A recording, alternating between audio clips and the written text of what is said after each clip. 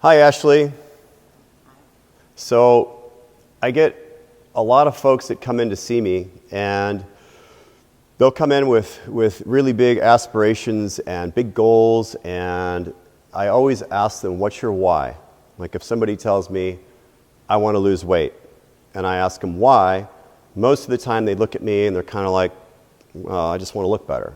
Or, I don't know, I just want to feel better. Or I weighed that in high school or something like that. And I always tell them that's not a why.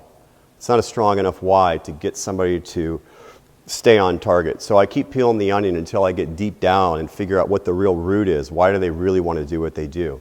And so I'm a big believer in that you have to have a why, you have to have a purpose, and you have to have a mission in your life. And if you don't, man, life just sucks without that. So I always give people an example of what my why is. And when I give it to you, maybe it'll strike something in you that will that make you come up with a better why or a more powerful why that will help you hit your goals. So I've been in the fitness industry since I was 12 years old. And when I was 12, I worked out in the basement with a buddy of mine who was my parents' best friend's son, and he was 16, and I idolized this kid. He looked like Bruce Lee, if anybody remembers who Bruce Lee was, just really lean and ripped and shredded. And so we'd be down there working out with his weight set, and if this kid said jump off a bridge, I would have done it. And we went on a float trip, and on the float trip, we're riding in the boat, and it got hot out. I took off my shirt, and this guy who I idolized looked right at me, and he says, "Oh my God, you have tits." And I was mortified. I mean, at 12 years old, I didn't even know what body image was about, and it wrecked me. It literally, I was like so embarrassed that I didn't know what to do. And I immediately went home and decided that will never happen to me again. And I started working out with weights. I was fortunate enough to where my parents could afford to go get me a trainer because they didn't want me to get hurt. They saw me down there every night and they didn't know what I was doing. So they took me to a trainer 3 days a week. And this guy taught me how to eat, he taught me how to work out, and everything I needed to know to not get hurt and to get results. And I absolutely loved it. So that's what kind of started this whole thing. And my parents told me that, you can't take supplements and you can't take all this protein powder and all this stuff that he has you doing unless you pay for it yourself. And they were willing to pay for the training, but not the supplements. So I said, well, how am I gonna pay for that? And they're like, you're gonna cut grass. Well, I'm kind of a prissy guy. I don't like getting sweaty and itchy. I don't mind sweating, but I don't like getting itchy. So after about 2 times cutting grass, I was like, no, this sucks. And I read a bunch of magazines, and I remember seeing in the magazines at the end, it would say call for wholesale information. And I asked my mom what that meant, and she was a wholesaler selling antiques and stuff, and she said, well, that means you can buy it at wholesale at a reduced cost and then sell it for a profit. So I asked her if she would help me do that, if she'd help me get a license, because they're not going to give a 12-year-old that deal. And so she did. So I started selling fat burners and vitamins and herbal supplements to all of her friends and made enough money to cover my own. So that's how I got into the business. But my driver has always been, I never want to feel like somebody's looking at me like, look at that guy, he has tits. I mean, so that was a very strong why for me to make me work out, probably overtrain too much. I went extreme one way. I missed a lot of family vacations. I missed a lot of time around the pool and at the lakes. And even as an adult to this, I'm 50 years old. Even today, it's hard for me to take my shirt off no matter what I look like because I'm afraid that I still am that little fat kid. So my mission in life has always been to help other people achieve their goals. And I've been training folks in the Brentwood area now for about 15 years. And many of you from the St. Louis area may remember about 8 years ago the story about 2 little boys that drowned. And they fell through the ice. And the mother fell through the ice. And that was me.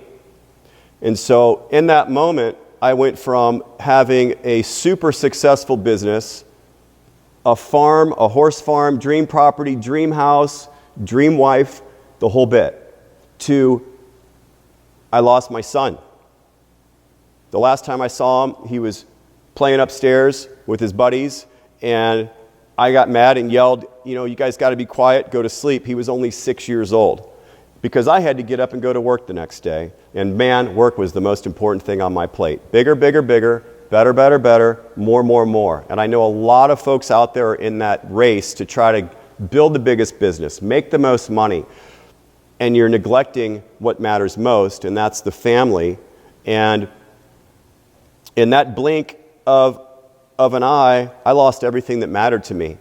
And so the night that this all happened, I will never forget this. I had to wait 4 hours while the divers and the police and all of the firefighters were searching for my son. We couldn't find him. We didn't know where he was. He was at a friend's house, and they just quit answering the phone. And after 4 hours, the highway patrol came,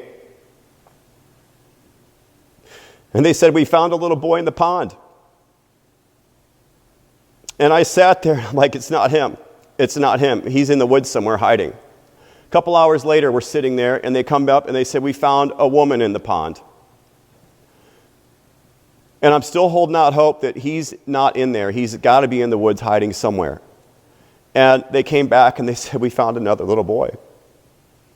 And I couldn't believe it. I could not believe it. I'm like, how did this just happen? What is going on here? It was a shock.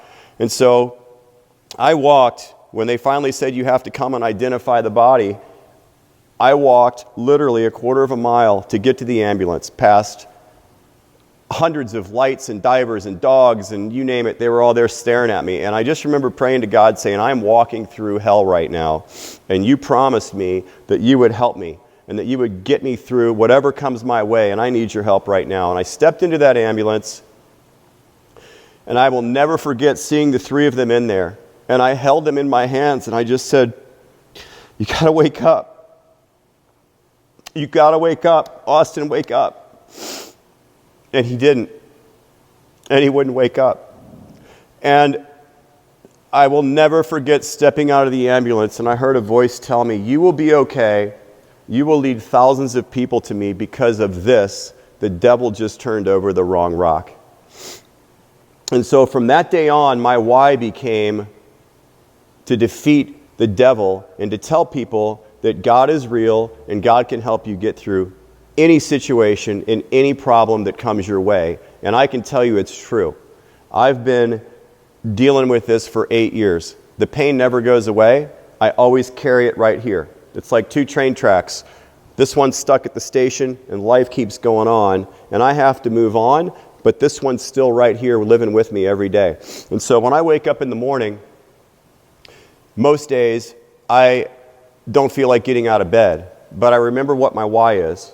God gave me a purpose to go impact people in a positive way and leave them better off than when they met me, so that when they walk away from me, they can go impact other people and make them better than when they met them. So my mission is wake up in the morning, give 100%, turn it on, impact people's lives in a positive way, and hopefully when people come to me and they're stressed out and they're complaining about their days and they're telling me I don't understand, because a lot of people don't know my story, and I'll listen to them for a little while and I'm like, yeah, that really sucks that you have to run your kids all over town, and that really sucks that you have to be in this place for one kid and this place for another kid, and your husband wants this and that, and you're so stressed out.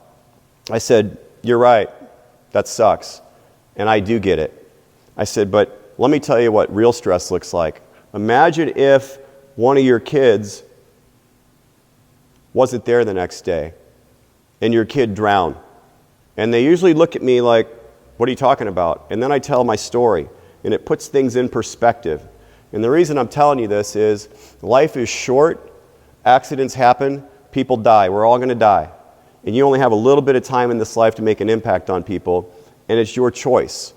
Your choice in the morning when you wake up is to either get out of bed and go out there and make the day what you want it to be and be happy and give other people joy, or you can be an energy sucker and stay in bed and complain and tell everybody how bad your day sucks and make their day suck too. So I just encourage you to choose to make people happy. Take advantage of the time you have right now. Enjoy your kids, enjoy your life, enjoy the things that matter. Because all this other stuff we chase after, the list of things that never get done. We got to keep working till midnight. And the kids are over here, Daddy, Daddy, Daddy, play with me, play with me, play with me. 5 more minutes, 5 more minutes. I did that. And I wish I had 5 more minutes right now to play with him. So everybody has a why, everybody has a purpose, and everybody has a mission. They're there. You might not know what they are, but you have them. And I encourage you, figure that out. Figure out your purpose. Figure out what you're passionate about and go do it. Don't wait till tomorrow, because tomorrow might not be here. And everybody deserves to be happy, and everybody deserves to be around people who can make them better. So that's my goal every day is I want to impact you. I want to make you better. I want to make people happier. And I want them to know that they don't have to live in that place where they feel like they're trapped. There's a way out. So that's my story. And, you know, life is what you make it, and life's a choice. It's your life. Make it a happy one, because no one else is going to do it for you.